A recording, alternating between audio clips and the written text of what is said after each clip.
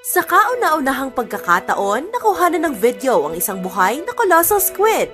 Isang siglo na ang nakalipas mula nang madiskubre ng scientist sa mga naglalakihang squid na ito. Ngunit dahil sa malalim na parte ng karagatan sila naninirahan, hindi pa sila nakukuhanan ng live footage habang nasa kanilang natural habitat. Karaniwan, sa pictures lang nakikita ang colossal squids kapag aksidenteng nahuhuli ng mga mangingisda o kaya naman kapag natatagpuan sa tiyan ng nahuhuling sperm whales. Not until now, nakita ng isang research organization sa US na Smith Ocean Institute ang nasabing squid gamit ang isang deep-sea robot.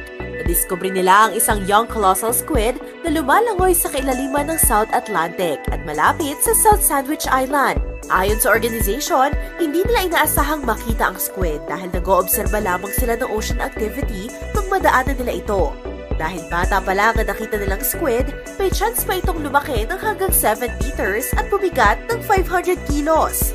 Matapos ang discovery, umaasa ang scientist na makakakita pa sila ng mas malaki pang colossal squids. Dagdag pa ng Smith Ocean Institute, nakapag-record na ang kanilang deep-sea robot ng at least 4 squid species for the very first time.